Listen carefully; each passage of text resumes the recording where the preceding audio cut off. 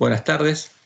Hoy es 28 de septiembre de 2024 y empezamos el estudio de la lección del cuarto trimestre.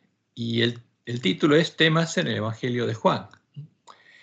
Y como vamos a encontrar algunas dificultades en este estudio, lo que vamos a hacer es tener una introducción donde vamos a mostrar prácticamente, buscando mostrar lo que Dios nos mostró que pasó con nuestras Biblias, porque nos vamos a encontrar en el libro de Juan con las palabras de los sabios de Roma, empezando con Juan 1, 1 al 3.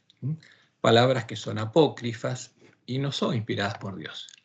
Pero ¿cómo nos damos cuenta de que eso es así? Porque esa es nuestra responsabilidad, tenemos que arreglar nuestras lámparas. Entonces vamos a ver, como Dios nos dijo, qué es lo que sucedió con nuestras Biblias y qué sucedió en la historia. Porque, como Jesús lo dice 7 veces en la profecía del Apocalipsis, el que tiene oído, oiga lo que el Espíritu dice a las iglesias, porque la profecía de las 7 iglesias, cuando llegamos al tiempo de la última generación en la que estamos, se cumplió. Y ahora tiene que cumplirse el resto de la profecía. Pero viendo la historia, cómo se cumplió la profecía de las 7 iglesias, podríamos comprender dónde estamos parados y qué está pasando. Entonces, vamos a esta introducción. Acabamos de estudiar el libro de Marcos y comenzamos a estudiar el libro de Juan, el evangelio escrito por Juan en el año 95 después de Cristo. 2 años después de que, en el año 93, Jesús le revelara la profecía del Apocalipsis. Porque Juan, cuando escribió el evangelio de Juan, ya conocía la profecía del Apocalipsis. Y antes de comenzar a estudiarlo, debemos recordar qué es lo que pasó con las palabras de nuestras Biblias, a las que en la profecía del Apocalipsis Jesús llama los cadáveres de los 2 testigos, anunciando lo que sucedería con ellas y la obra que el pueblo adventista debería hacer antes de poder profetizar de nuevo. No podríamos comprender las palabras que aparecen en el libro de Juan sin conocer qué sucedió con ellas, porque es importante seguir el camino que Dios nos dio. O sea, ¿qué tendríamos que hacer primero? ¿Qué hacer después? Hasta terminar la misión que Él nos dio. Entonces, Apocalipsis 18 habla de la profecía que cumplió el pueblo adventista. 18 al 10. La voz que oí del cielo habló otra vez conmigo y me dijo, ve y toma el librito que está abierto en la mano del ángel que está en pie sobre el mar y sobre la tierra. Ahora, ¿cuándo este librito estaría abierto? Porque tenía profecía cerrada y sellada hasta el tiempo del fin. Se abriría, Dios la abriría cuando llegara el tiempo del fin, o sea, en 1798. O sea, esta profecía se tenía que cumplir después de 1798. Y se cumplió así. Y fui al ángel diciéndole que me diese el librito, y él me dijo, toma y cómelo, y te amargará el vientre, pero en tu boca será dulce como la miel. Entonces tomé el librito de la mano del ángel y lo comí, y era dulce en mi boca como la miel. O sea, Juan simbólicamente lo hizo, pero el que realmente lo comió es el pueblo adventista. Y en la boca del pueblo adventista fue dulce como la miel, porque llegaron a creer que Jesús venía al final de las 2300 tardes y mañanas de Daniel 8:14. Pero cuando lo he comido, amargó mi vientre. Entonces, esta es la profecía que se cumplió cuando el pueblo adventista, las vírgenes que salieron a recibir al esposo, comieron el librito que había sido abierto al llegar el tiempo del fin, profetizaron por primera vez, pensando que Jesús vendría a buscarlas el año 1844, y el librito les amargó el vientre. Entonces, comenzó el periodo profético al que se refiere el sermón profético de Jesús, en cuya primera parte habría un tiempo de tardanza. Porque fíjense lo que leemos en Apocalipsis 25, 1 al 5. Entonces, Jesús está hablando cuando se cumplieran las palabras de su sermón profético, el reino de los cielos será semejante a 10 vírgenes que tomando sus lámparas salieron a recibir al esposo. O sea, ¿cuándo salieron a recibirlas? En 1844. ¿Qué quiere decir esto? Que el tiempo profético del sermón de Jesús empieza o empezó en 1844 y termina con la segunda venida. Pero ¿qué pasaría? Y tardándose el esposo, cabecearon todas y se durmieron. O sea, el esposo no vendría cuando ellas salieron a recibirlo en 1844. Habría una tardanza. ¿Y qué pasaría en la tardanza? Todas se dormirían. ¿Por qué el librito les amorró el vientre? Por varias razones principales. En primer lugar, no habían comprendido correctamente las profecías y no habían hecho la obra que habría que hacer en primer lugar. Recuperar el conocimiento de la verdad echada por tierra para que los lugares asolados por el hombre de pecado fueran reedificados y ellos pudieran recibir el sello de Dios. Porque Apocalipsis 7 nos muestra que Dios retiene los vientos a partir de 1798 hasta que su pueblo sea sellado. Y la batalla de Armagedón, donde se predica el fuerte pregón, viene después de eso. Entonces, ¿quién es sellado? Primero, el pueblo de la iglesia remanente, los adventistas, y después viene el tiempo del fuerte pregón. ¿Y qué había pasado? Como dice la profecía de Daniel 8, 10 al 14, aún se engrandeció contra el príncipe de los ejércitos. O sea, el hombre de pecado se engrandeció ¿contra quién? Contra Jesús. Y por él, por el hombre de pecado, fue quitado el continuo. O sea, la obra de Dios y Jesús en el santuario celestial. Y el lugar de su santuario fue echado por tierra. ¿Cómo lo echó por tierra? Porque el templo de Dios en el tiempo Nuevo Pacto eran los miembros de la iglesia primitiva, eran piedras vivas, como la piedra del ángulo del templo de Jehová. Y para echar por tierra el lugar santuario de Dios, tenía que asesinarlos, y los asesinó. Por eso la ramera se embriagó de la sangre de los mártires de Jesús. Y a causa de la prevaricación le fue entregado el ejército junto con el continuo, y echó por tierra la verdad. ¿Qué hizo además? Cuando asesinó a todo el remanente de la iglesia primitiva que predicaba la verdad, echó por tierra la verdad y se perdió el conocimiento de la verdad. Por eso el polantista, su primer trabajo era buscar hasta encontrar cuál es la verdad echada por tierra. E hizo cuanto quiso y prosperó. ¿Y qué escucha Daniel? Y él dijo hasta 2300 tardes y mañanas, o sea, 2300 años. Luego, después de las 2300 tardes y mañanas, el santuario será. Nuestra Biblia pusieron purificado, la traducción, pero el original dice reedificado, porque dice hecho derecho o puesto en pie. O sea, lo que fue derribado va a ser reedificado como el templo de Jerusalén. Pero este caso es el templo del Nuevo Pacto. Entonces, la profecía de 2300 tardes y mañanas no anunciaba la venida de Jesús, sino, como Dios le mostró a Elena White después, y a partir de ese momento llegaría el tiempo de reedificar los lugares asolados. Entonces, en el año 457 a.C. se dio la orden para reedificar Jerusalén. Y a partir de ese momento se contaron las 70 semanas, que se cumplió literalmente, como Dios lo había anunciado. A la mitad de la semana 70 murió Jesús, el año 31. Y al final de los 2300 días, ¿qué pasaría? Se haría la orden para reedificar los lugares asolados, porque es lo que une tipo y antitipo, la orden para reedificar Jerusalén y la orden para reedificar los lugares asolados, el templo y la ciudad de Dios en el Nuevo Pacto, como leemos en Primeros Escritos, página 65. El Papa hizo una brecha en la santa ley de Dios, pero vi que había llegado ya plenamente el tiempo en que esta brecha tiene que ser reparada por el pueblo de Dios. O sea, ¿qué tenía que hacer el polantista? Reparar la brecha, recuperar el conocimiento de la verdad y después, y los lugares asolados han de ser reedificados. ¿Cuándo? Antes del fuerte pregón.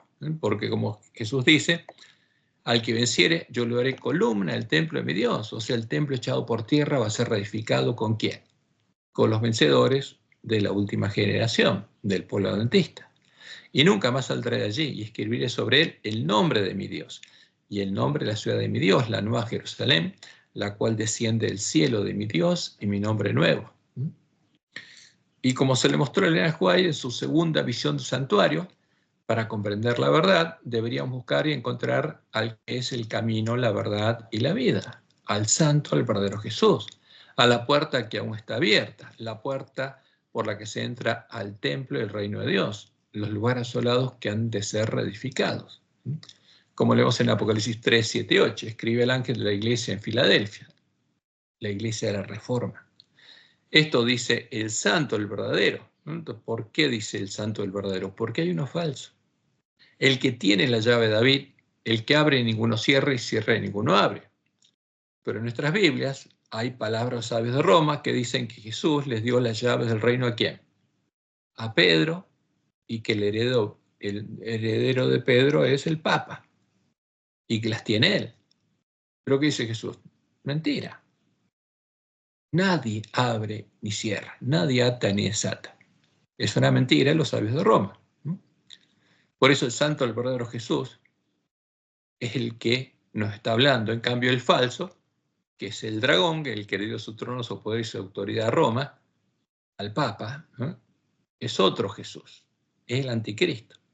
¿Y qué nos dice el santo, el verdadero? Yo conozco tus obras y aquí he puesto delante de ti una puerta abierta. ¿Y quién es la puerta? Jesús, el verdadero. Y hay dos puertas, la puerta estrecha y la puerta ancha. Por una se entra al templo de Jehová y por la otra a la sinagoga de Satanás. Entonces Jesús nos dice que la puerta verdadera está abierta, la cual nadie puede cerrar. Porque aunque tienes poca fuerza, porque el ángel de la Odisea no había recuperado todavía el conocimiento de la verdad, has guardado mi palabra, porque tenía la palabra de Dios, y no has negado mi nombre. Y como Dios le mostró a Elena de White, en la segunda visión sobre santuarios, ella escuchó lo siguiente, y escuchó que Jesús dijo a los ángeles que todos cuantos lo hallaran, porque nos dijo que busquemos la puerta estrecha, que lo busquemos a Él, la puerta abierta. ¿Y qué pasaría? Todos los adventistas que lo hallaran comprenderían la obra que iba a efectuar. Y dice Elena, vi que mientras Jesús estuviera en el santuario se desposaría con la Nueva Jerusalén. ¿Por qué? Porque el juicio investigador son las bodas del Cordero. Y tendríamos que entender cómo funciona todo el santuario, porque ahí está reflejado el Evangelio del Reino de Dios.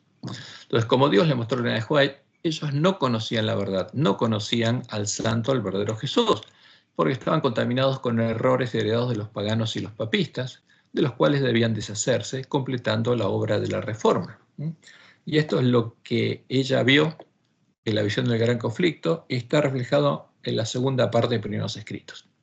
Vi que estos que aguardaban no habían sido todavía aprobados como debían serlos, no estaban exentos de errores. O sea, ¿qué pasaba con el pueblo adventista? Estaba lleno de errores. Y vi la misericordia y bondad que Dios manifestaba al mandar a los habitantes de la tierra una amonestación y mensajes repetidos, para inducirles a escudriñar diligentemente su corazón y a estudiar las Escrituras. O sea, ¿a qué nos mandó Dios? A estudiar la Biblia, a fin de que pudieran despojarse de los errores que les habían transmitido los paganos y los papistas. O sea, el pueblo adventista estaba lleno de errores, ¿no?, de los paganos y los papistas. ¿Y qué tiene que hacer? Escudriñar las Escrituras y más específicamente arreglarlas, arreglar nuestras lámparas para poder diferenciar la verdad del error. Y vamos a ver por qué. Dice Elena, mediante estos mensajes Dios ha estado sacando a su pueblo donde pueda Él obrar en su favor con mayor poder y donde puedan ellos guardar todos sus mandamientos. Porque el pueblo adventista no los guardaba. Y fíjense, aunque guardaba el sábado, aparentemente guardaba el sábado, vamos a ver que no lo guardaba. ¿Por qué? Porque no habían recuperado el conocimiento de la verdad y estaban adorando a un falso Jesús en sábado.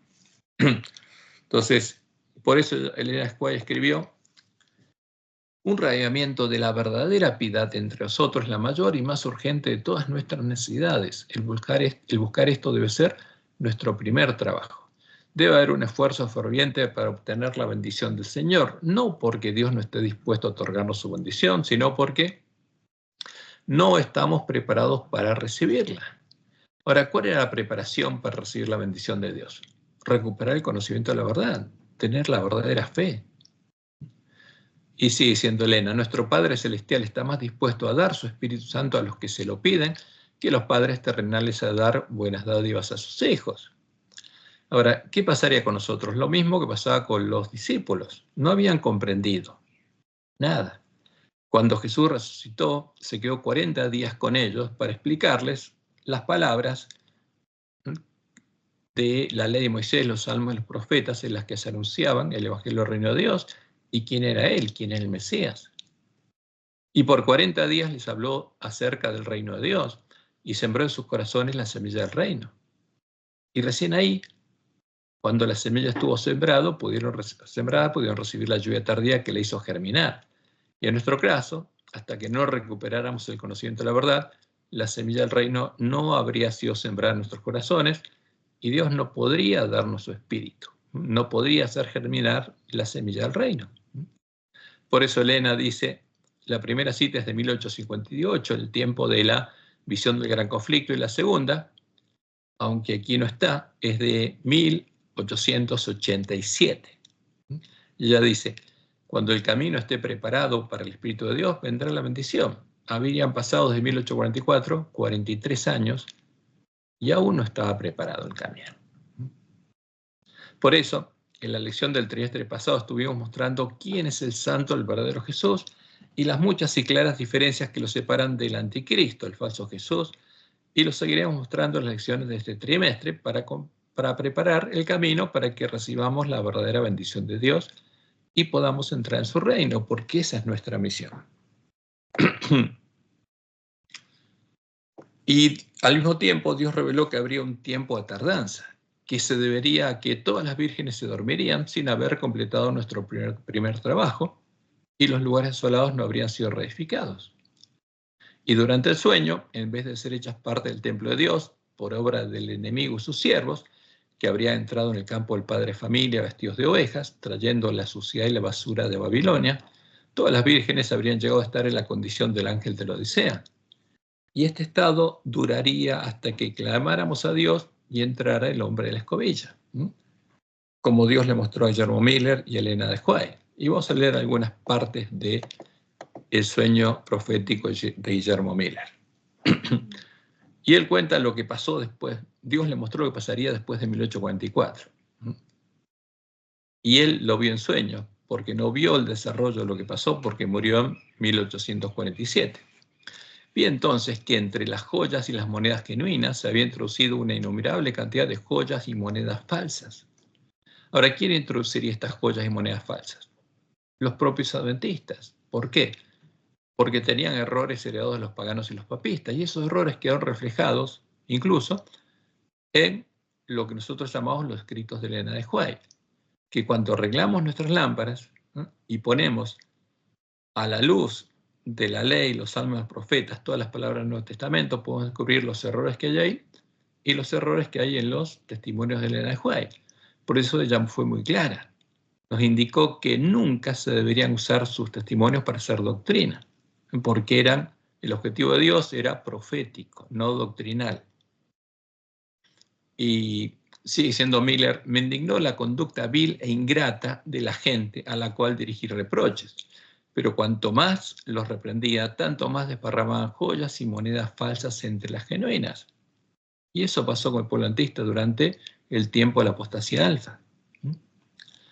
Y sigue siendo Miller contando lo que le pasó. Me airé entonces y comencé a valerme de la fuerza física para empujarlos fuera de la habitación. Y eso claramente ocurrió en 1903, cuando Dios le mostró a White que había dejado a Battle Creek y que se separaran de Battle Creek. Y la iglesia adventista se separó en dos y le dijo que no mandaran más a sus hijos a Battle Creek porque él los había dejado y Satanás había tomado posesión de Battle Creek como había tomado posesión de las iglesias caídas. Y esta es una señal muy clara para nosotros. Ahora, ¿pero qué pasó? Dice Miller, lo que Dios le mostró simbólicamente, pero mientras echaba a una persona, 3 más entraban y traían, ¿qué cosa? Suciedad, como virutas, arena y toda suerte de basuras. O sea, ahí ya no eran los adventistas, sino personas que entraron, lobos vestidos de ovejas, que traían toda suerte de basuras. ¿De dónde la traían? De Babilonia. Hasta cubrir cada una de las joyas, las monedas y los diamantes que quedaron todos ocultos de la vista. O sea, taparon justamente el mensaje profético con suciedad y basura.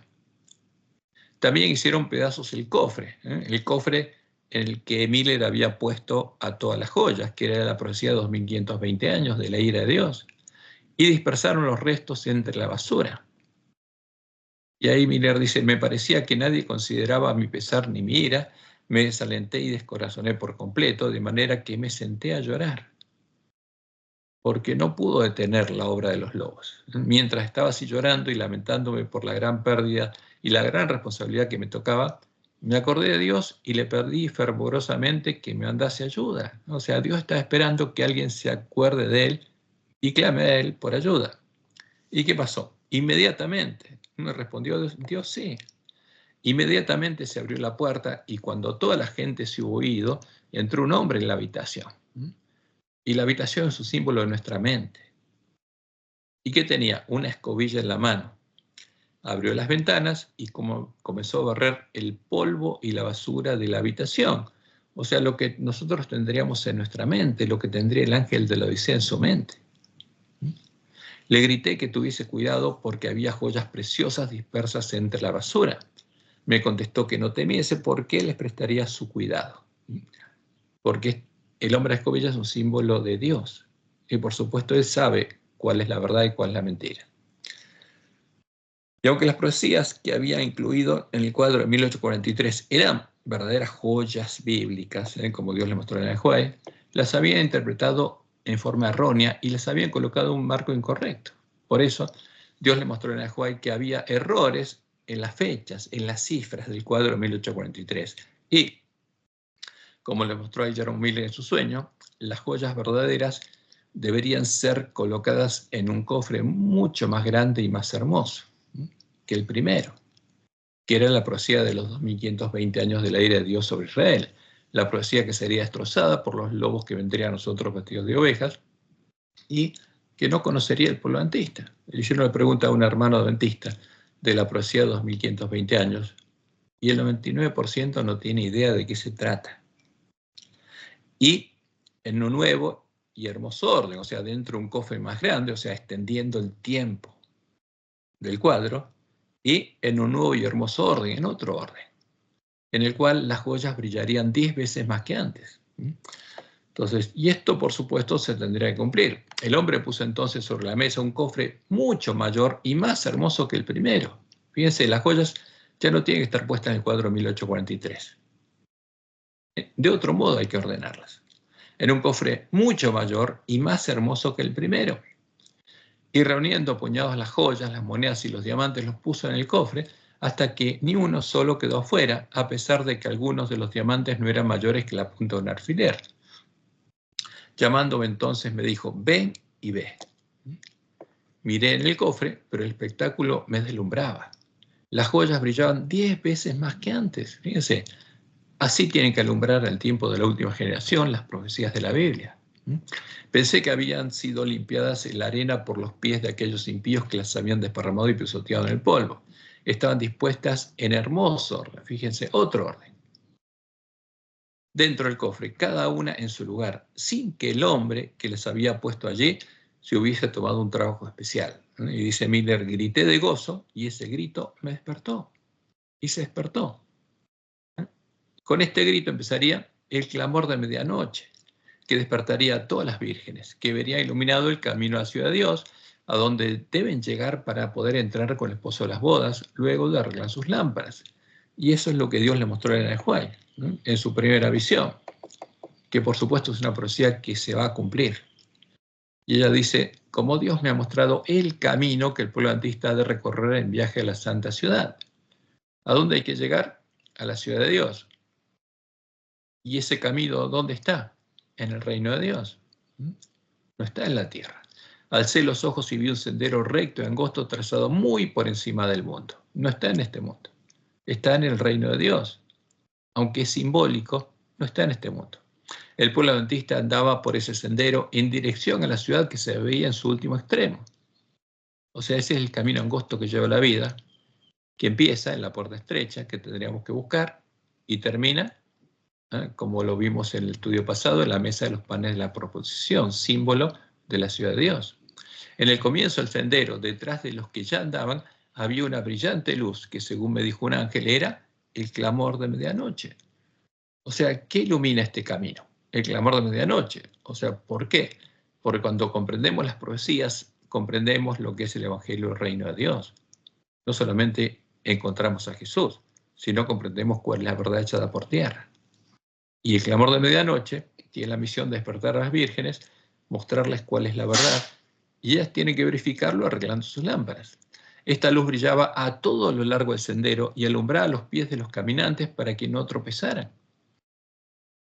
Y como dice Mateo 25, 6 y 7, y a la medianoche se oyó un clamor, aquí viene el esposo, salid a recibirle. ¿Por qué aquí viene el esposo?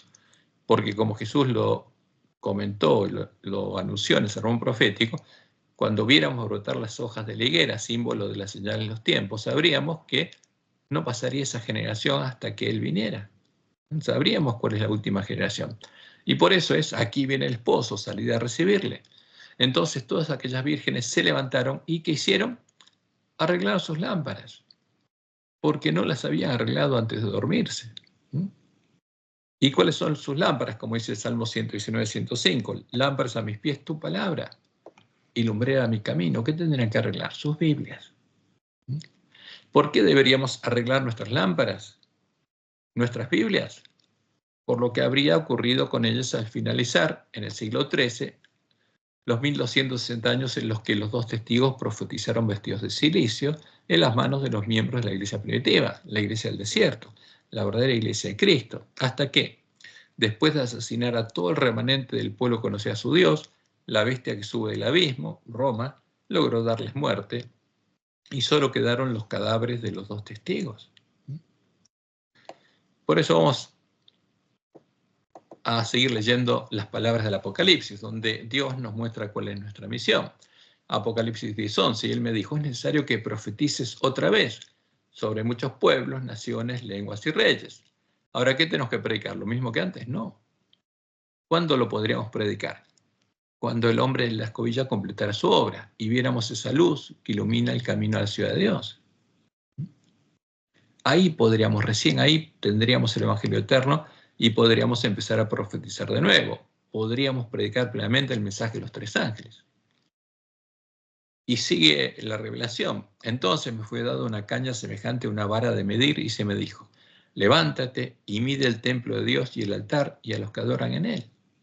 Ahora, ¿quiénes van a ser hechos parte del templo de Dios? Los 144.000 sellados, que van a ser columnas del templo de Dios. Son los únicos que van a ser juzgados.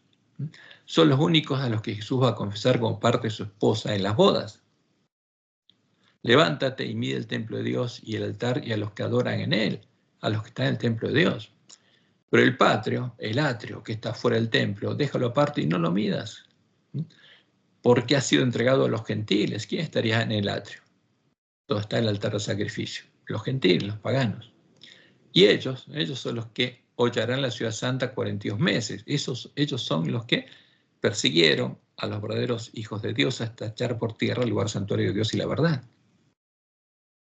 Y sigue diciendo la profecía, y daré a mis dos testigos que profeticen por 1260 días, o sea, los 42 meses, vestidos de cilicios. O sea, profetizaron mientras los miembros de la iglesia primitiva profetizaron en las manos de los miembros de la iglesia primitiva. Estos dos testigos son los dos olivos y los dos candeleros que están en pie delante del Dios de la tierra. Si alguno quiere dañarlos, sale fuego de la boca de ellos y devora a sus enemigos. Y si alguno quiere hacerles daño, debe morir él de la misma manera. Y fíjense, vamos a ver cómo Roma mató a los dos testigos. Y la profecía dice que lo mismo le va a pasar a Roma. Estos tienen poder para cerrar el cielo, a fin de que no lluevan los días de su profecía. ¿Qué quiere decir esto? Que en estos dos testigos está la profecía de Dios. Y tienen poder sobre las aguas para convertirlas en sangre y para herir la tierra con toda plaga, cuantas veces quieran. Porque los dos testigos están anunciadas las plagas que van a caer cuando finalice el tiempo de gracia. Entonces, cuando hayan acabado su testimonio de 1260 años, que nos lleva al final del siglo XIII, la bestia que sube el abismo hará guerra contra ellos y los vencerá y los matará. Y serían asesinados. ¿Y qué quedarían? Los cadáveres de los dos testigos. Y sus cadáveres estarán en la plaza de la grande ciudad que en sentido espiritual se llama Sodoma y Egipto, donde también nuestro Señor fue crucificado. Ahora, ¿dónde murió Jesús? Fuera del templo de Dios. El antitipo del atrio, donde está el altar de sacrificio, que no está en el templo de Dios, está fuera. Entonces, los gentiles habrían apoderado del atrio y ahí estarían ahí. Y Jesús, ¿dónde murió? Fuera del templo de Dios, en el atrio, en medio de la gran ciudad que se llamaba Babilonia, Sodoma y Egipto, donde estamos cautivos nosotros. ¿Para qué? Para liberarnos de la esclavitud, para redimirnos de la esclavitud en el reino del pecado y la muerte. Entonces, la plaza de la grande ciudad que se llama Babilonia, Sodoma y Egipto, es el lugar donde los encontró Lutero. ¿Por qué dónde los encontró? En Roma. ¿A quién? A los cadáveres encontró. Y empezó a dárselos al pueblo que estaba en medio de la Iglesia Católica. Porque hasta ese momento vamos a ver que había una sola iglesia. Porque la verdadera iglesia había sido exterminada y había quedado una sola, la Iglesia Católica. Para que empezaran a basar su fe en el principio de sola escritura, sin saber que la Biblia de la Iglesia de la Reforma era la Biblia católica, los cadáveres de los dos testigos. O sea, Lutero trató, porque él veía que Roma seguía cambiando la Biblia, y buscó encontrar los manuscritos más antiguos que podía sobre el Nuevo Testamento. Y le encargó esa tarea a Erasmo de Róterdam, que le creó lo que nosotros conocemos como el texto recibido. Pero Lutero no sabía que lo que tenía en sus manos eran los cadáveres. Pero esto cambiaría cuando Dios le revelara a Elena de White cómo fue que Roma, la bestia que ahora no es bestia y está para subir del abismo e ir a perdición, dio muerte a los dos testigos y cómo podemos llegar a arreglar nuestras lámparas. Entonces fíjense lo que dice Apocalipsis 7, 6 al 8. Vi a la mujer ebria de la sangre de los santos y de la sangre de los mártires de Jesús. ¿Qué mujer se embriagó? La Gran Babilonia, a través de su hija, la Iglesia Católica. Y cuando la vi, dice Juan, quedé asombrado con gran asombro. Y el ángel me dijo, ¿por qué te asombras? Yo te diré el misterio de la mujer, o sea, la Gran Babilonia, que está sentada sobre el dragón, y de la bestia que la trae, el dragón, la cual tiene 7 cabezas y 10 cuernos. Y le sigue diciendo, la bestia que has visto era y no es, porque habría una bestia que dejaría de ser bestia, esa es Roma, y está para subir del abismo e ir a la perdición. Y los moradores de la tierra, dice, o sea, no del mar, porque los moradores del mar son los de la Gran Babilonia.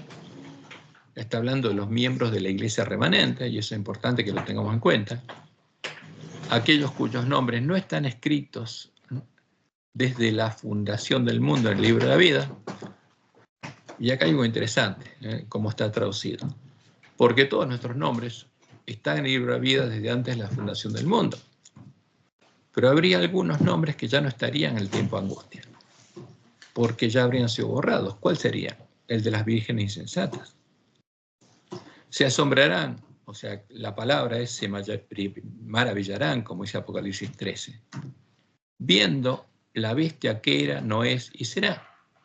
O sea, la bestia que sube el abismo, que volverá a ser bestia. Pero el pueblo conoce a su Dios, no. Pero acá hay un mensaje, todos estos son mensajes para nosotros. Ahora, esto lo podríamos corroborar, o sea, ¿qué pasó en la historia? Viendo la historia, el cumplimiento de la profecía de las 7 iglesias, lo cual nos permitiría oír las palabras que el Espíritu dice a las iglesias y llegar a tener oídos para oír el resto de las palabras de la profecía. Como dice Apocalipsis 3:22, el que tiene oído, oiga lo que el Espíritu dice a las iglesias. O sea, si queremos tener oídos para oír las palabras de la profecía, tenemos que ver en la historia, como dice Elena de White. Debemos ver en la historia el cumplimiento de la profecía. ¿Para qué? Para comprender el progreso de los eventos en el ordenamiento de las naciones para el conflicto final de la gran controversia. O sea, si comprendemos cómo se cumplió la profecía de las 7 iglesias, vamos a comprender qué está pasando. Porque esa es la llave para entender la profecía del Apocalipsis y todas las profecías. Entonces, los 1260 años en los que Dios sostendría su iglesia en el desierto comenzaron ¿cuánto? El año 31 después de Cristo, cuando vino a los hombres, ¿qué cosa? El reino de Dios. Vino a los discípulos y a todos los que creyeron en la predicación del verdadero evangelio, que es el evangelio del reino de Dios, el evangelio que no predica nuestra iglesia. ¿Por qué? Porque el pueblo adventista no lo conoce, pero la última generación sí lo conocería, como leemos en Apocalipsis 12, del 10 al 14. Entonces oí una gran voz en el cielo que decía, ahora, y ese ahora fue el año 31, ha venido la salvación, el poder y el reino de nuestro Dios y la autoridad de su Cristo, porque ha sido lanzado fuera el acusador de nuestros hermanos, el que los acusaba delante de nuestro Dios día y noche. Y ellos, fíjense, ahora habla de los miembros de la iglesia primitiva, y ellos le han vencido por medio de la sangre del Cordero y de la palabra del testimonio de ellos, y menospreciaron sus vidas hasta la muerte. Porque siguieron al Cordero, y Satanás buscó asesinarlos para callar su testimonio. Y como dice más adelante, y cuando vio el dragón que había sido arrojado a la tierra, persiguió a la mujer que había dado a luz al hijo varón, persiguió a la verdadera iglesia. Y se le dieron a la mujer las 2 alas de la gran águila para que volase de delante de la serpiente al desierto, a su lugar, donde es sustentada por un tiempo y tiempos y la mitad de un tiempo. O sea, 1260 años. ¿A partir de cuándo? A partir del año 31. Esos son los 1260 días de los que habla la profecía de Apocalipsis 12, del 10 al 14. Y en ese periodo se cumpliría las 4 primeras, o sea, las Éfeso, Esmirna, Pérgamo y Teatira. Las 4 primeras etapas de la iglesia. El periodo de Esmirna finalizó con la persecución de 10 años, del año 303 al 313, en los que la bestia romana buscó exterminar al pueblo de la iglesia al desierto. Pues el dragón, ¿a quién guiaba? A la bestia romana, que es una de sus cabezas, uno de los montes sobre los que se sienta su mujer. Y en el año 313, después de recibir la visión y el sueño que le dio Satanás, porque él era sumo pontífice de Jezabel, y se comunicaba con los dioses de Roma, con Satanás y los demonios, Constantino, ¿qué hizo? Detiene la persecución, seduce a los apóstatas de la iglesia primitiva, y con ellos, los que empiezan a llamar Dios, Jesús y Cristo a la imagen que le mostró Satanás, uniéndolos a la región pagana de Roma, a la mujer Jezabel, que hizo Constantino, levantó las tropas que profanarían el santuario y la fortaleza, quitarían el continuo y pondrían la abominación asoladora. ¿Y cuáles son esas tropas? La Iglesia Universal o Católica del Imperio Romano, que nunca fue parte de la Iglesia de Cristo, porque la creó Satanás. Y aquí tenemos las imágenes que Roma publica sobre la visión de Constantino. ¿Qué vio? El sol con una cruz en el medio y una inscripción que con este símbolo iba a vencer. ¿A quiénes? A los cristianos, a los que no podía vencer de otro modo Satanás. Y ahí vemos la siguiente imagen, a lo que Roma llama Cristo. ¿A qué? Al sol con la cruz. Y eso es lo que le da a comer a los católicos en la misa, la hostia, que es el sol con la cruz. Y después, las 3 siguientes imágenes son las imágenes donde Roma representa a las 3 hipóstasis del sol, porque el sol es Dios. Entonces, el triángulo que hay acá en la tercera imagen dice Dios es el Padre, Dios es el Hijo y Dios es el Espíritu Santo. Pero ¿cuál es el Dios? El sol, Baal. Es el Padre, Baal es el Hijo y Baal es el Espíritu Santo. Entonces, como Dios lo había anunciado en Daniel 11, y se levantarán de su parte, dice, del rey del norte, Daniel 11, 31 al 33, tropas que profanarán el santuario de fortaleza a la verdadera iglesia de Cristo y quitarán el continuo, la obra de Dios y Jesús en el santuario, y pondrán la abominación desoladora, el ídolo en cuya defensa solarían a la verdadera iglesia de Cristo. El ídolo que Satanás le mostró a Constantino.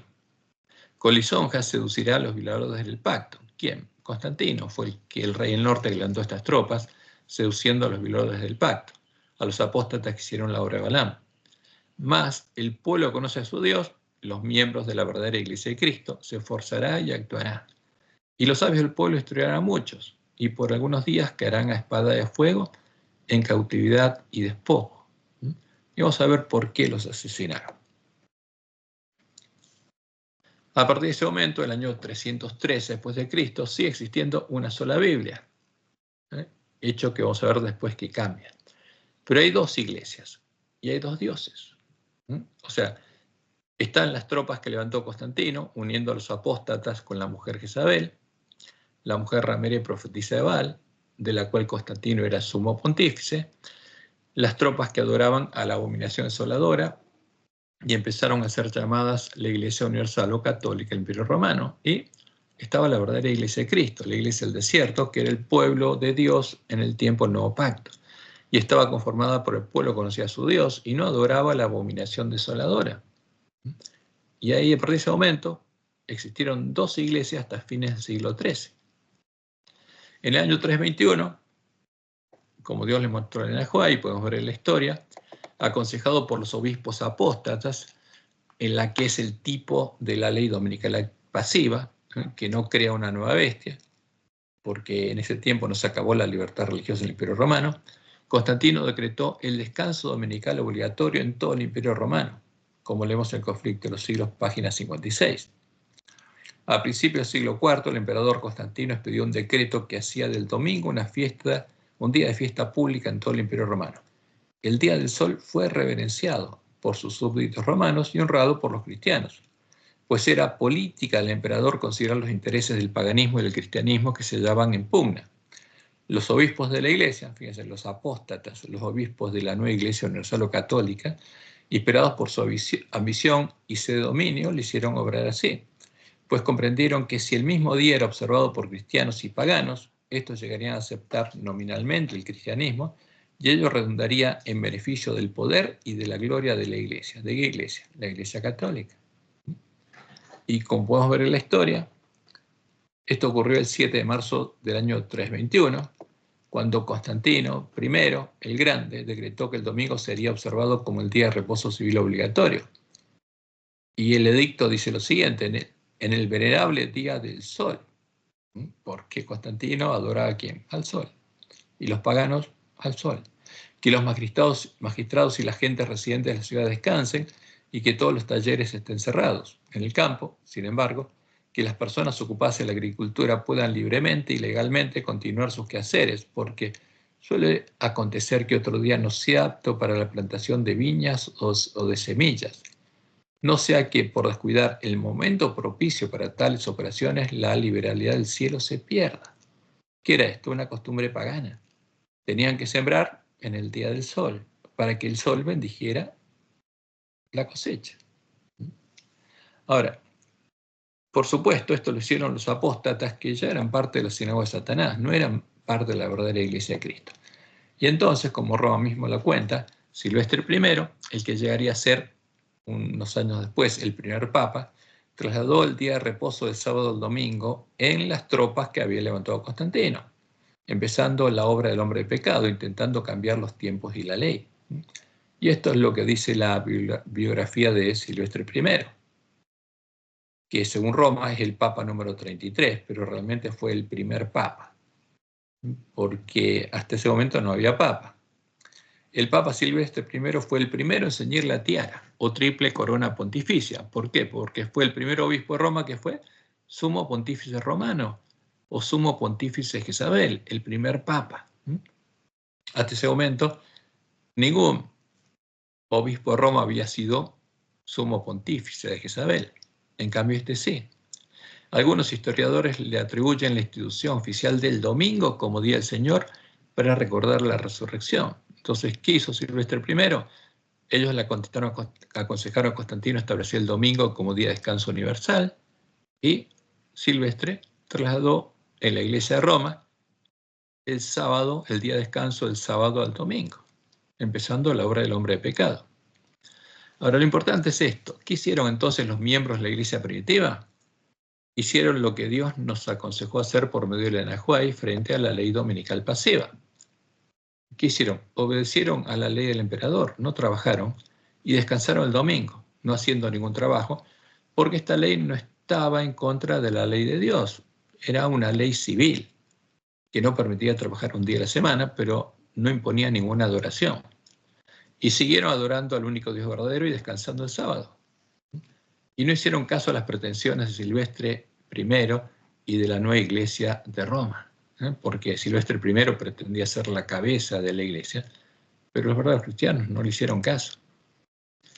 Y en el año 325, con la ayuda de los obispos apóstatas que ya eran habitación de demonios, se hicieron la obra de Balaam, en el concilio ecuménico de Nicea, o sea, concilio ecuménico entre paganos y apóstatas, fue definida la primera fórmula de la doctrina de Jezabel, la doctrina de la Trinidad, el dogma de la Trinidad, usando cosas sacrificadas a los ídolos, los conceptos filosóficos con los que los paganos definían a sus dioses y que en ese tiempo no estaban en la Biblia. Entonces este es el credo de Nicea. ¿Qué dijeron? Creemos en un Dios Padre Todopoderoso, hacedor de todas las cosas visibles e invisibles. Y fíjense, ¿tiene nombre este Dios? No, es genérico. Este es un Dios Padre genérico, sin nombre, similar a Zeus, llamando Dios a la imagen filosófica de Zeus. Y después van a llamar Jesús a la imagen filosófica de Apolo. Y en un Señor, Jesucristo, el Hijo de Dios, engendrado como el unigénito del Padre, es decir, de la sustancia del Padre, Dios de Dios, luz de luz, Dios verdadero, engendrado, no hecho. O sea, engendrado como Zeus engendró a Apolo, llamando Jesús a la imagen filosófica de Apolo. Consustancial al Padre, mediante el cual todas las cosas fueron hechas, tanto las que están en los cielos como las que están en la tierra. Y esta es la imagen del verbo de Platón, el agente creador, quien para nosotros, los humanos y para nuestra salvación, descendió y se hizo carne. Se hizo humano y sufrió y resucitó al tercer día y vendrá a juzgar a los vivos y muertos. Y en el Espíritu Santo. Y acá no lo definieron. ¿Por qué? Porque debido a la controversia entre católicos arrianos y católicos trinitarios, porque los arrianos y los trinitarios ambos son católicos, esta parte de la imagen no fue definida. Y terminaría de ser definida en el Concilio de Constantinopla, en el año 381 después de Cristo, un año después del Edicto de Tesalónica.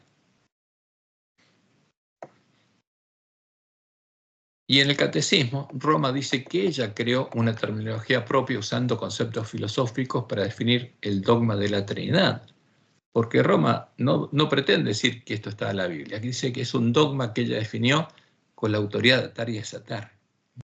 Conceptos que antes no se usaban en medio de la Iglesia cristiana y que usa el término substancia para designar al ser divino al que ella adora, el ser divino en su unidad, ser divino del cual el Padre, el Hijo y el Espíritu Santo son hipóstasis o manifestaciones. Y esto es lo que dice el Catecismo Romano, artículo 51. Para la formulación del dogma de la Trinidad, fíjense, Roma jamás pretende que esto es una doctrina bíblica. Es el dogma que ella definió. La Iglesia debió crear una terminología propia con ayuda de nociones de origen filosófico. O sea, que usó conceptos filosóficos, que son las cosas que Jesús anunció, eran las cosas sacrificadas a los ídolos, con los que se definiría la doctrina de Jezabel. ¿Y cuáles son estos conceptos filosóficos? Sustancia, persona o hipóstasis, relación, etc. Y dicen, al hacer esto, no sometía la fe a una sabiduría humana, sino que daba un sentido nuevo, sorprendente a estos términos, destinados también a significar adelante un misterio inefable, infinitivamente más allá de todo lo que podemos concebir según la medida humana. Pablo VI. Ahora, ¿es un misterio inefable? No, fue definido por hombres. Son conceptos acuñados en la mente del hombre y definidos por hombres. Es un dogma. No es un misterio. No es una revelación de Dios. Y el artículo 52 dice, la Iglesia utiliza el término sustancia, traducido a veces también por esencia o por naturaleza, para asignar el ser divino en su unidad. Pero fíjense, Roma dice que está el Padre, el Hijo y el Espíritu Santo, y está el ser divino al que ella adora. Y ese ser divino, cuando hace sus imágenes, muestra quién es. Y se usa el término persona o hipóstasis para asignar al Padre, al Hijo y al Espíritu Santo en su distinción real entre sí. Y el término relación para asignar el hecho de que su distinción reside en la referencia de cada uno a los otros. Entonces está la esencia, el ser divino al que adora Roma en su unidad. Está las hipóstasis de la esencia, el Padre, el Hijo y el Espíritu Santo. Entonces, ¿cómo representa Roma a este ser divino? Roma representa a este ser divino con la imagen del dios Sol, mostrándonos que, como todos los dioses paganos, las tres personas de la Trinidad son hipóstasis del ser divino, que es el dios de la Gran Babilonia, el dragón. Acá tenemos la imagen del dios al que adora Constantino, el dios Sol invicto, Deus Sol Invictus, que es Mitra, el hijo del Sol y la Luna. Estaba el Sol, la Luna y Mitra, el dios hijo. ¿Y qué tiene la Luna en sus manos? Estrellas. Porque las estrellas son los hijos del Sol y de la Luna, son los dioses paganos. Entonces, cuando Constantino ve en el cielo al Sol, a su Dios, con la cruz en el medio, y claramente se lo identifica como Mitra, el Dios Hijo. Y esa es la imagen a la que adora Roma, el mismo Dios al que adoran los paganos, solo que a la imagen de Tamuz, de Horus, de Mitra, de Apolo, ahora le llaman Cristo. Y esas son las cosas sacrificadas a los ídolos. Y abajo vemos las imágenes que usa Roma. Fíjense, pone el sol, y el sol es Dios. Y acá tenemos las hipóstasis del sol. Sol Padre, Sol Hijo y Sol Espíritu Santo. O sea, va al Padre, va al Hijo y va al Espíritu Santo. Y esto es lo que adora Roma. Pero el ser divino en su unidad, ¿quién es? Es el Sol. Porque es el Dios de Babilonia. Porque adoran a Satanás. Y en el libro de la Trinidad, nuestros teólogos reconocen que los términos usados para definir el dogma de la Trinidad no se encontraban en la Biblia. En la Biblia verdadera. Aunque veremos que ahora se encuentra en la Biblia católica, los cadáveres de los dos testigos, en los textos que Roma y ellos, nuestros teólogos, usan para enseñar la doctrina de la Trinidad. Entonces esto es asombroso lo que pusieron. Fíjense, estos son 2 párrafos que aparecen en el libro de la Trinidad, creado en la División General, la Asociación General, y publicado en la Casa Editora Sudamericana. Primer párrafo: Atanasio, el joven secretario de Alejandro, que era el obispo de Alejandría y presbítero de la iglesia de Alejandría, asistió al concilio de Nicea.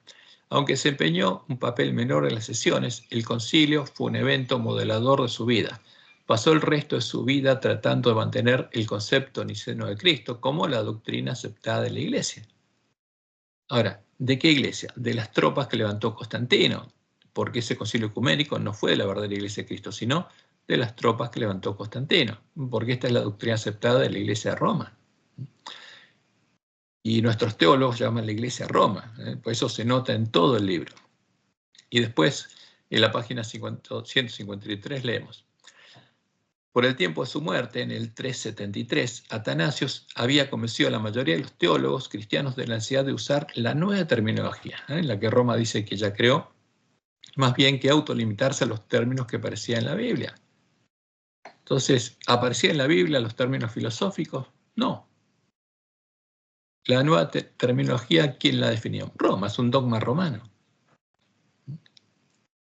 Y está claro que esos términos no aparecían en la Biblia, aunque ahora sí aparecen en nuestras Biblias.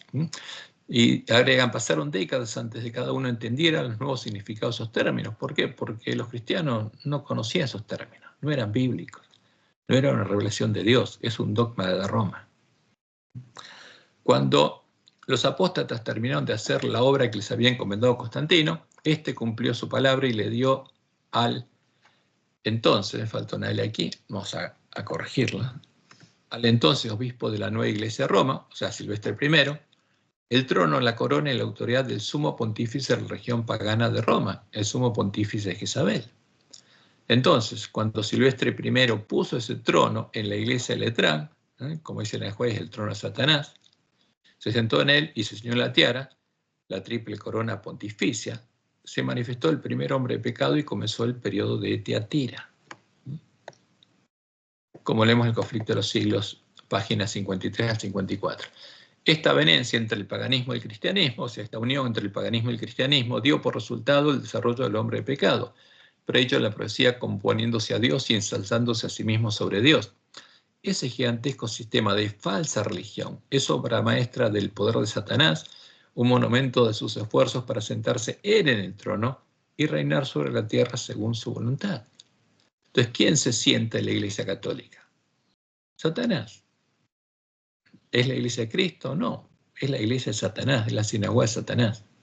Y aquí tenemos las imágenes donde vemos justamente a Silvestre I, primero una imagen del Dios de Roma, el que tiene, ¿qué cosa?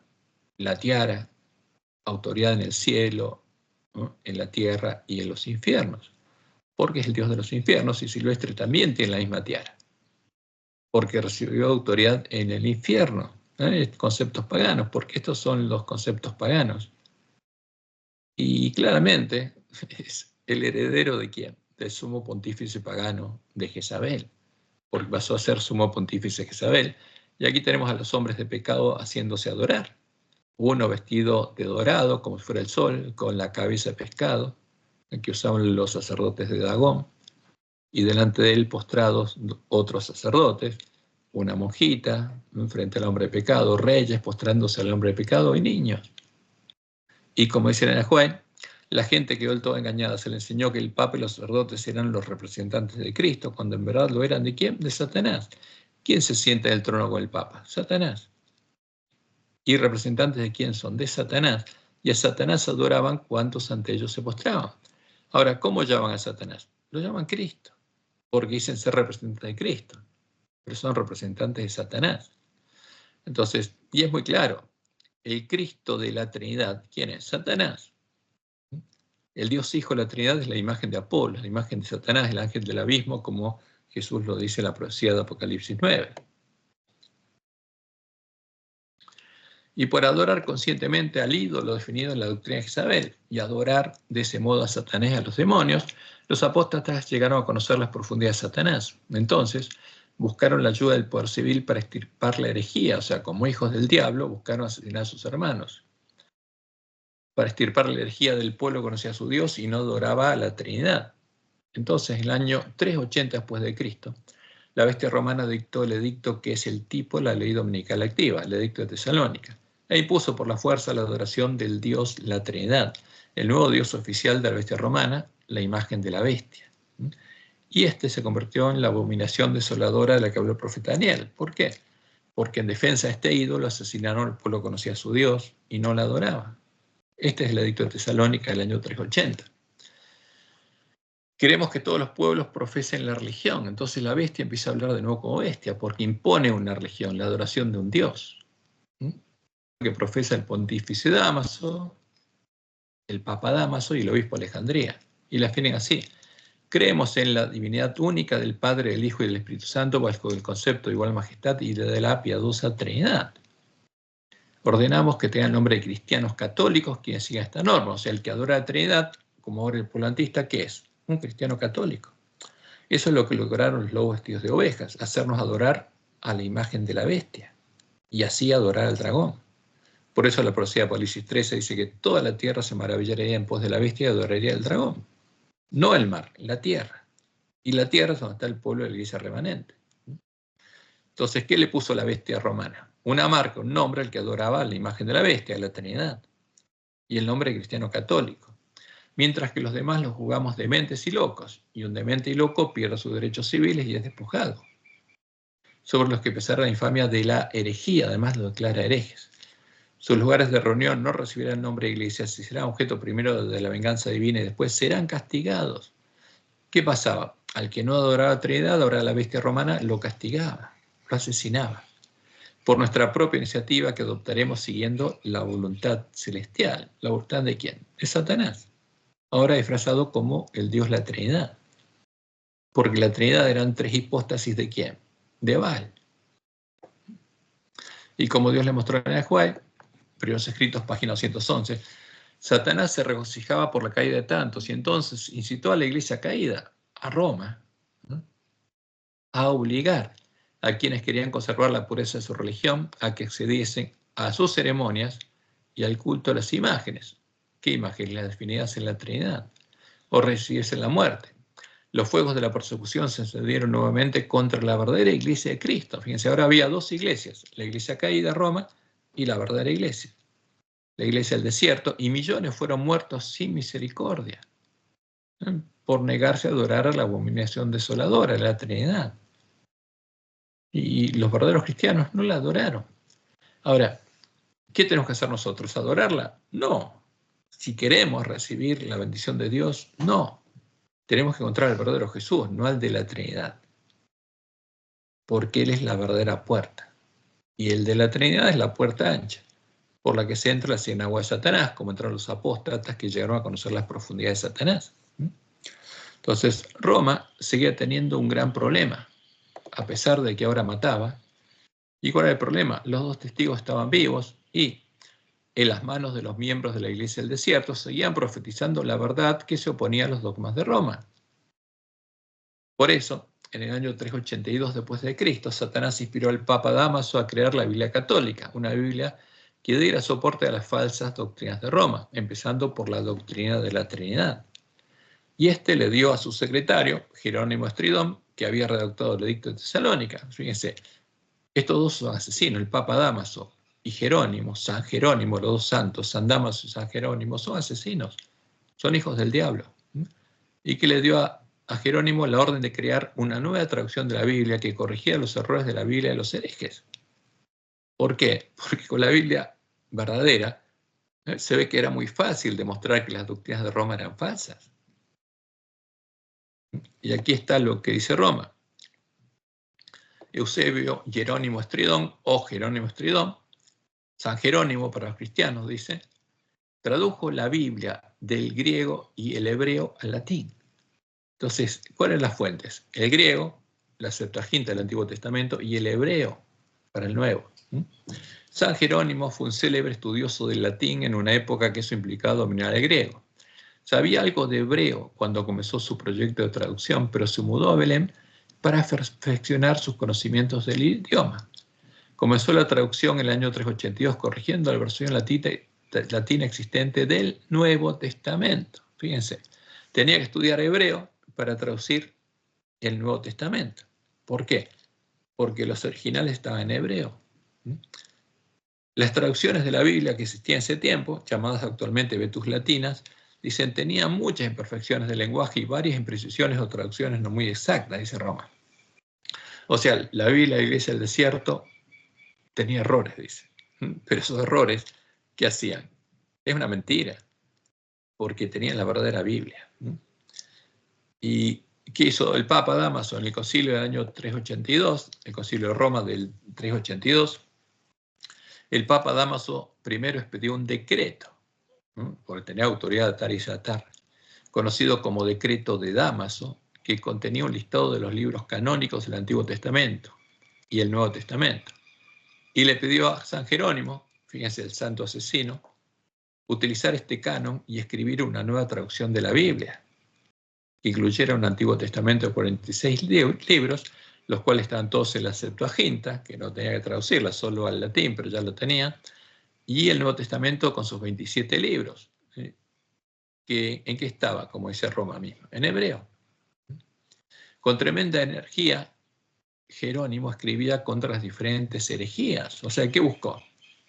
Con la Biblia católica escribir contra las herejías. O sea, ¿qué pretendió? Dar soporte a las doctrinas de Roma.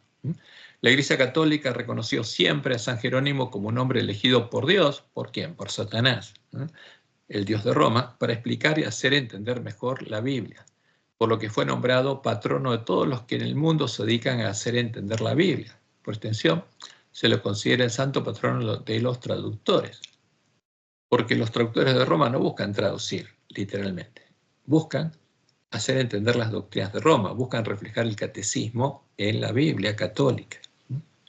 Entonces, ¿cómo creó San Jerónimo la Biblia católica? Traduciendo nuevamente el Nuevo Testamento del hebreo al griego y al latín, mostrándonos que los originales del Nuevo Testamento estaban en hebreo y no en griego, como le dicen nuestros teólogos, los cuales luego fueron destruidos por Roma, porque no quedó ningún original en hebreo.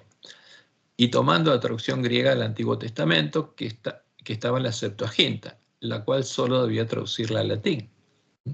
Ahora, ¿qué hizo para reflejar en esta nueva Biblia las falsas doctrinas de Roma?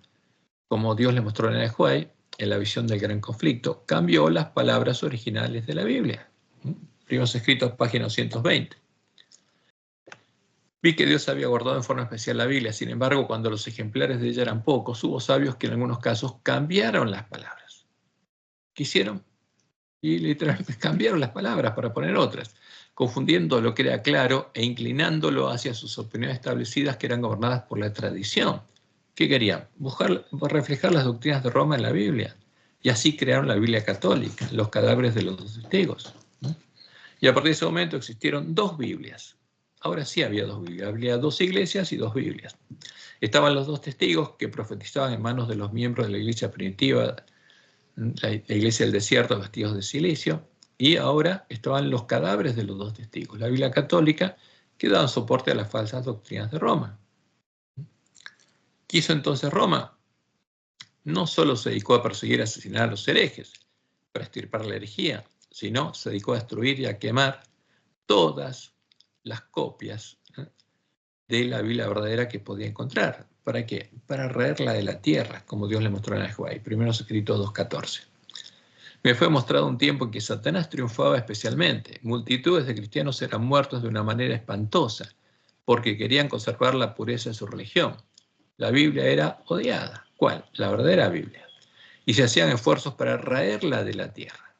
A la gente se le prohibía leerla so pena de muerte y todos los ejemplares que se podían encontrar eran quemados.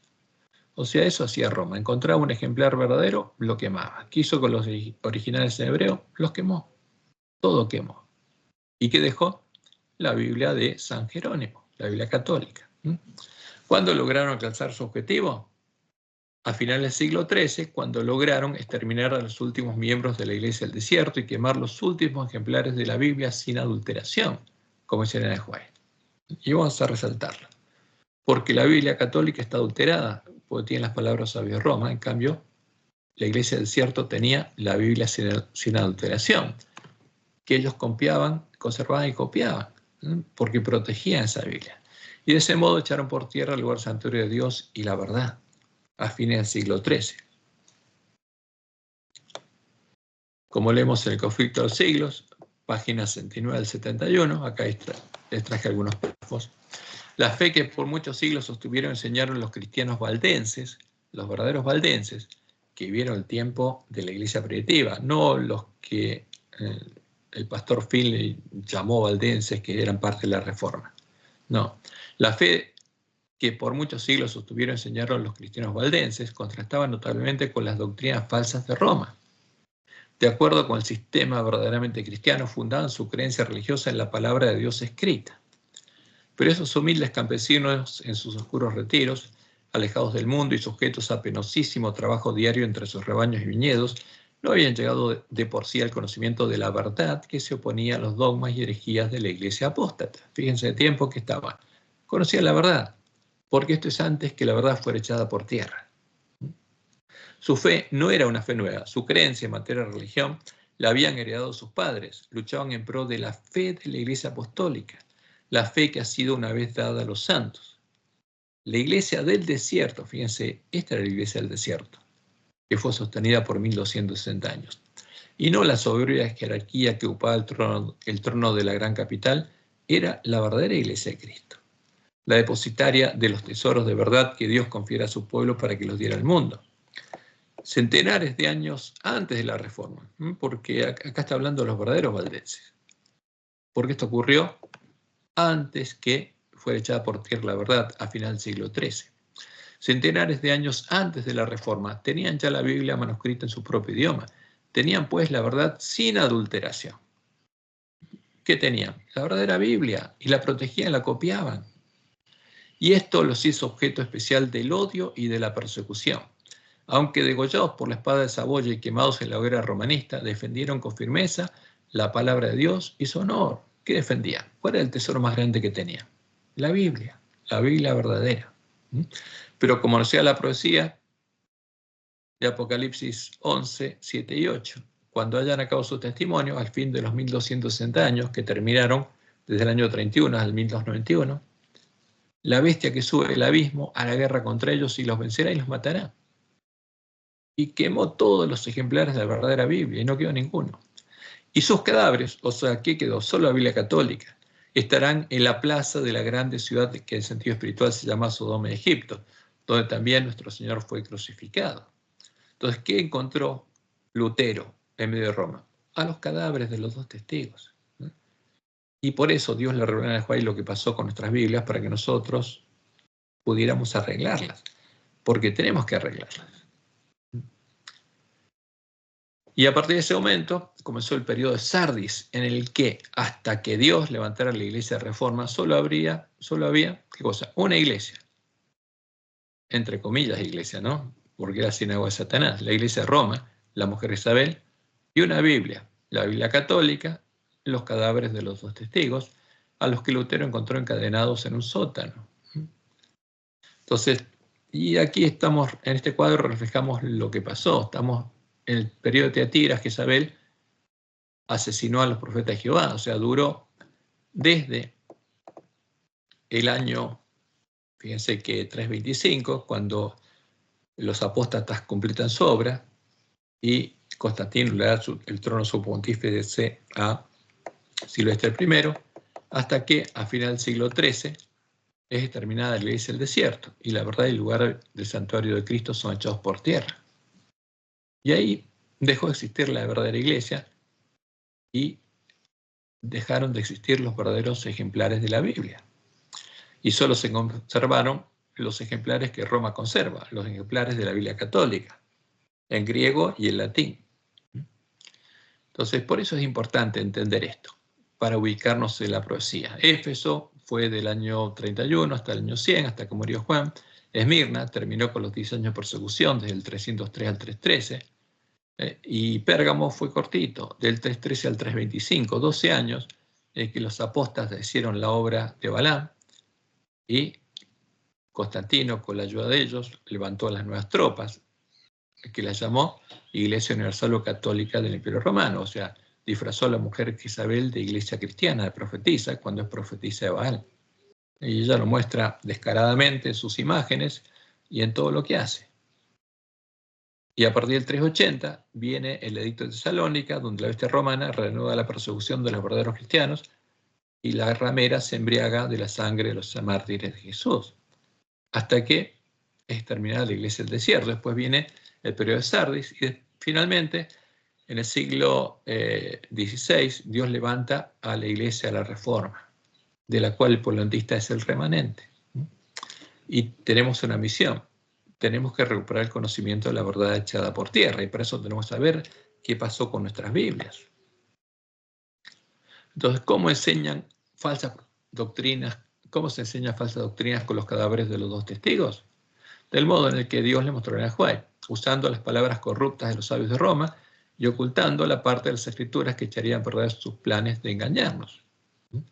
Conflicto de los siglos, página 639.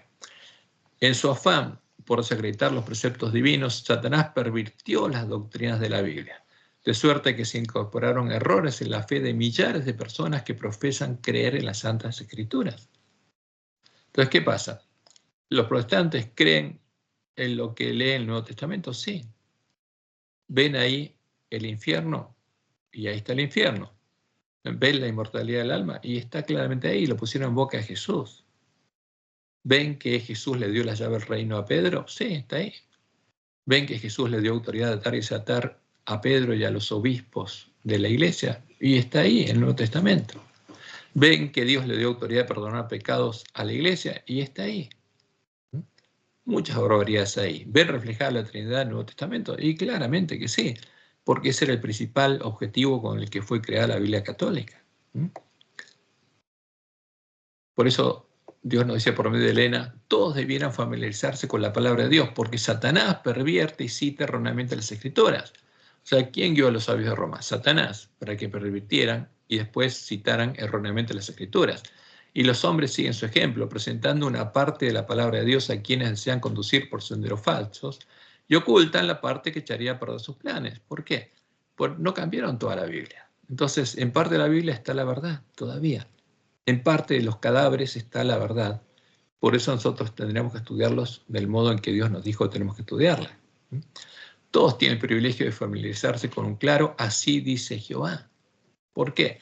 Porque la Biblia de la Iglesia primitiva, al comienzo, ¿cuál era? El Antiguo Testamento, las Escrituras de las que habla Pablo, era Antiguo Testamento. Porque ahí está toda la doctrina que necesitamos conocer. Hay pastores falsos, dice Elena, que están dispuestos a decir y hacer cosas perversas. ¿Y dónde estarían? En medio de nuestra iglesia. Nuestros hijos debieran ser instruidos de tal modo que lleguen a conocer perfectamente la palabra de Dios, a fin de ser capaces de saber cuándo se lee una parte de la Escritura y se deja de leer otra parte, a fin de causar una falsa impresión. O sea, si quieren enseñarnos falsas doctrinas, ¿qué van a leer? Las palabras de los sabios de Roma, que le dan soporte, y van a dejar de leer las palabras de la Biblia que nos muestran que esa es una mentira. Por eso, Dios le mostró a Juan que deberíamos buscar y encontrar las perfectas cadenas de verdades que comienzan la ley de Moisés, siguen los salmos y continúan los profetas, antes de buscar los escalones que siguen el Nuevo Testamento de nuestras Biblias. ¿Por qué? Porque todo lo que necesitamos conocer, Dios lo reveló y está en el Antiguo Testamento. Y cuando encontramos esa cadena perfecta de verdades, por ejemplo, en la que Dios se revela a sí mismo, y llegamos al Nuevo Testamento, vamos a ver que en algunas partes sigue y en otras están las palabras sabias de Roma, que contradicen a lo que dice el Antiguo Testamento. Por eso, como Dios le mostró en Juan, en primeros escritos, página 220 al 221, dice ella, vi que Dios había guardado en forma especial la Biblia. Sin embargo, cuando los ejemplares de ella eran pocos, hubo sabios que en algunos casos cambiaron las palabras y quisieron, confundiendo lo que era claro e inclinándolo hacia sus opiniones establecidas que eran gobernadas por la tradición, que buscaban reflejar las doctrinas de Roma. Pero, dice ella, vi que la palabra de Dios en conjunto, fíjense, no podemos tomar un versículo aislado. Tenemos que tomar la Biblia en conjunto. Es una cadena perfecta. Entonces, empezando la ley de Moisés, siendo por los salmos y los profetas, como Jesús hizo con los discípulos, ¿no? De la cual una porción se vincula con la otra y le explica. Eso es lo que tenemos que buscar, la cadena perfecta de verdades. Por eso dice ella, los verdaderos buscadores de la verdad, porque esa es nuestra misión. Nosotros, adventistas, no somos otra cosa que buscadores de la verdad, porque ese es nuestro primer trabajo. Los verdaderos buscadores de la verdad no necesitan errar, porque no solo la palabra de Dios es clara y sencilla al presentar el camino de la vida, sino que el Espíritu Santo es dado como guía para comprender el camino de la vida en ella revelado. Entonces, ¿qué van a hacer estas perfectas cadenas de verdades? Una por una, que empiezan en el Antiguo Testamento. Nos van a mostrar cuáles son las verdaderas palabras inspiradas por Dios en el Nuevo Testamento y cuáles son las palabras inspiradas por Satanás y los sabios de Roma. Porque las palabras de Dios nunca se apartan, las palabras de un profeta nunca se apartan de las palabras de otro profeta. Porque Dios no es, como dice Pablo, claramente. Entonces, ¿y qué tendría que pasar? Antes de poder profetizar de nuevo, tendríamos que conocer la verdad. Si no, ¿cómo vamos a profetizar la verdad? ¿Podríamos profetizar de nuevo estando muertos los dos testigos? No. Antes que pudiéramos llegar a tener el Evangelio eterno y conocer la verdad, deberían volver a la vida para que dieran en nuestras manos el mismo testimonio que daban en las manos de los miembros de la iglesia primitiva. El pueblo conocía a su Dios. Y para que volvieran a la vida, deberíamos arreglar nuestras lámparas, estudiando a los cadáveres de los dos testigos, del modo en el que Dios nos indicó que debemos hacerlo. Y sí, seguimos leyendo Apocalipsis 11, porque son las instrucciones que Dios nos dio. Apocalipsis 11:9. Y los de los pueblos, tribus, lenguas y naciones, o sea, ¿quiénes son estos? Los siervos fieles y las vírgenes sensatas que arreglarán sus lámparas. Verán sus cadáveres, dice la Biblia. ¿Qué dice el original? Lo estudiarán. O sea, uno no puede quedarse mirando algo si no tiene que estudiarlo. Por 3 días y medio, ¿no? El símbolo de 3 años y medio, simbólicamente el tiempo en el que no llovió en Israel durante el mensaje de Elías. Y no permitirán que sean sepultados. O sea, no van a permitir que los cadáveres sean sepultados, porque incluso este tiempo los quieren sepultar. ¿Quiénes buscarían sepultarlos? Los que se unieran al movimiento ecuménico, incluyendo a los adventistas del séptimo día que siguieran ciegamente a los lobos vestidos de ovejas. Y especialmente cuando Roma y las iglesias caídas se unieran en puntos comunes de doctrina, negando las escrituras y adoptando como propios a los dogmas definidos en los concilios ecuménicos de Roma, como ocurrió el 14 de febrero del 2010. Y esto es lo que Dios anunció que sucedería por medio de Elena. El evento de los últimos días, página 133. Dice ella, no podemos ver cómo la iglesia romana puede exonerarse de la acusación de idolatría. ¿Y qué es la idolatría? Adoración de un ídolo. Y esta es la religión, o sea, la adoración de ese ídolo que los protestantes están comenzando a considerar tan favorablemente y que eventualmente se unirá con el protestantismo. ¿Y qué pasó el 14 de febrero del 2010, el Día de los Enamorados? Después de 40 años de diálogo ecuménico. En el Vaticano anunciaron lo siguiente. Durante 3 días se celebra en el Vaticano un encuentro ecuménico internacional con el título Cosechando los frutos ¿de qué? Del movimiento ecuménico. Y el cardenal Casper hizo unas sorprendentes declaraciones. El cardenal señaló, en referencia al encuentro, que los participantes habían afirmado su fundamento común en Jesucristo y en la Santísima Trinidad, tal como se expresa en nuestro credo común y en la doctrina de los primeros concilios ecuménicos. O sea, ¿qué hicieron los protestantes con la Biblia? A la basura. El sola escritura de Lutero, a la basura. ¿Y ahora en qué basan su fe? En la doctrina de los primeros concilios ecuménicos de Roma. Y bueno, eso es lo que pasó, como Dios le había mostrado en el juez. ¿Y a quién adoran? A la misma imagen de Roma, adoran al dragón. Y propuso transformarlo en un ecumenismo básico que identifique y refuerce y profundice en el fundamento común. Y también quisieron los protestantes, reconocieron la Iglesia Católica es la Iglesia de Cristo y que la Iglesia Católica es la verdadera Iglesia. Y por eso se sometieron a su autoridad y aceptaron como propias las doctrinas definidas por Roma. Y que finalmente, ¿cuál es la novedad? La idea de un catecismo ecuménico. ¿Por qué? Porque ahora los protestantes son católicos, porque adoran al Dios de Roma y por definición el que adora a la Trinidad es católico. Entonces, ¿qué van a tener ahora? Un catecismo ecuménico, como fruto de los 40 años de diálogo ecuménico. ¿Y qué pasa con el pueblo adventista? Y los lobos nos guiaron a tener las mismas doctrinas que estas iglesias y adorar al mismo Dios. Por eso, como dice Apocalipsis 13, 3 y 4, cuando sana la herida de muerte, porque esto es lo que hizo sanar la herida de muerte de Roma, por los protestantes que decían que la iglesia de Roma era Babilonia, ahora dicen que es la iglesia de Cristo. Se maravilla toda la tierra en pos de la bestia y está adorando ¿a quién? Al dragón. ¿Hasta qué? Hasta que Dios le mandara el polantista al profeta Elías y las vírgenes sensatas dejarán de adorar al dragón. Y después Dios enviará a los sellados a su pueblo a hacer la obra de Elías en todo el mundo, predicando el fuerte pregón, llamando a su pueblo a salir de Babilonia. Y como Dios lo había anunciado por medio de Elena, cuando las iglesias principales de los Estados Unidos, uniéndose en puntos comunes de doctrina, y se unieron. ¿Cuáles son las iglesias principales de Estados Unidos? La católica y las protestantes. ¿Se unieron? Sí. Influyan sobre el Estado, fíjense cómo hizo la mujer Isabel, para que imponga los decretos y las instituciones de ellas. Entonces, la América protestante habrá formado una imagen de la jerarquía romana. La imagen de la bestia, romana está hablando acá, representa la forma de protestantismo apóstata que se desarrollará cuando las iglesias protestantes buscan la ayuda del poder civil para la imposición de sus dogmas, como lo hizo la iglesia de Roma en el año 380. ¿Y de qué dogmas? Los dogmas de Roma que ellas adoptaron como propios. O sea, ¿qué van a hacer? Adorar a la misma imagen que hizo adorar la bestia romana. Por eso, como dice la profecía, se regocijarían sobre los cadáveres de los testigos y se mandarían regalos, reconociéndose unos a otros como parte de la iglesia de Cristo.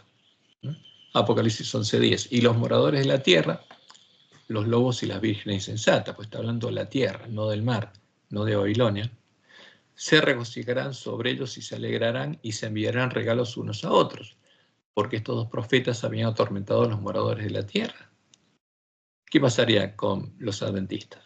Como ya lo vimos en el estudio del trimestre pasado, nuestros dirigentes reconocen a esas iglesias como parte de la iglesia de Cristo. A Roma es la iglesia caída.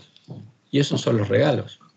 Y poder adorar al mismo Dios, ahora ellas nos reconocen a nosotras como parte de la misma iglesia, como una iglesia y no como una secta. Ahora, ¿qué pasaría al finalizar este periodo de estudio de 3 años y medio? Los dos testigos volverían a la vida, volverían a dar el mismo testimonio que dieron por 1260 años en las manos del pueblo de la iglesia primitiva, y los lugares hablados podrían empezar a ser reedificados. Apocalipsis 11, 11 y 12. Pero después de 3 días y medio, o sea, del tiempo de estudio de los cadáveres, entró en ellos el espíritu de vida enviado por Dios. O sea, vuelven a la vida. Y se levantaron sobre sus pies, y cayó gran temor sobre los que los vieron. Y oyeron una voz del cielo que les decía, subid acá. Y subieron al cielo en una nube, o sea, como Elías, y sus enemigos los vieron. ¿Quién subió al cielo en una nube? El primero fue Elías. Jesús también subió en una nube, pero acá está hablando de Elías. ¿Cómo subirían al cielo los dos testigos? Subirían en las manos de las vírgenes sensatas que, luego de arreglar sus lámparas, hicieran la obra de Elías, mientras recorren el camino angosto que ilumina el clamor de medianoche, hasta llegar a la gloria de Dios y entrar con el esposo a las bodas. Fíjense, y esto es lo que Dios le mostró a Juan que a suceder con el pueblo adventista. Dios mostró el camino que el pueblo adventista va a recorrer en viaje a la santa ciudad, que está en la cima del monte Sión, en el cielo, simbólicamente. Alcé los ojos y vi un sendero recto y angosto trazado muy por encima del mundo. El pueblo adventista andaba por ese sendero en dirección a la ciudad que se veía en su último extremo. En el comienzo del sendero, detrás de los que ya andaban, había una brillante luz que, según me dijo un ángel, era el clamor de medianoche. Esta luz brillaba a todo lo largo del sendero y alumbraba los pies de los caminantes para que no tropezaran. ¿Y qué van a hacer las vírgenes sensatas que recorran este camino? Van a ir con sus lámparas en sus manos, con los 2 testigos vivos en sus manos, después de arreglarlos, para que iluminen correctamente el camino hacia Dios, del mismo modo en que lo iluminaban en el tiempo de la iglesia primitiva. Y por eso podrá ser predicado nuevamente el Evangelio del Reino de Dios. Y en nuestro estudio del libro de Juan vamos a mostrar cuáles son las perfectas cadenas de verdades en las que Dios reveló las verdades que nosotros debemos conocer por medio de claros y categóricos, así dice Jehová, y que desenmascaran a los falsos eslabones puestos por los sabios de Roma en el Nuevo Testamento de nuestras Biblias, empezando por los versículos apócrifos de Juan 1, 1 al 3. Fíjense que esto, ¿cuántas veces escuchamos a un pastor subirse al púlpito y leer Juan 1 al 3? En el principio era el Verbo, y el Verbo era con Dios. O sea que hay una persona llamada el Verbo, que según nos dijeron siempre es Jesús. Y el Verbo era o estaba con Dios. Y el Verbo era Dios, o sea, otra persona que era Dios. Acá tenemos 2 personas que eran Dios. Este era en el principio con Dios. Todas las cosas por Él fueron hechas, o sea, es el agente creador. Porque acá está reflejado el credo de Nicea. Y sin Él nada de lo que ha sido hecho fue hecho. Y vamos a ver que esto es una mentira, que esto es la suciedad, parte de la suciedad de la basura que los sabios de Roma introdujeron en nuestras Biblias. Y que lamentablemente, porque los lobos están en medio nuestro, en nuestra iglesia se enseñan como si fueran verdaderas, cuando es muy fácil darse cuenta que estas palabras son falsas, que estas son parte de las palabras introducidas en nuestras Biblias por los sabios de Roma, que esto es parte de la suciedad de la basura que ellos introdujeron en nuestras Biblias, y que estos conceptos vienen del paganismo. Estas son las primeras palabras en las que en el libro de Juan se presenta a el anticristo, reflejando al falso Jesús definido en el credo de Nicea, el agente creador del Dios Padre de la Trinidad. Y vamos a ver claramente, justamente, por eso, esta introducción para que entendamos por qué vamos a hacer lo que tenemos que hacer. Porque esa es la misión que Dios nos dio. Que Jehová los bendiga y los guarde y los guíe a toda verdad, y que este trimestre pueda ser bendecido para todos nosotros.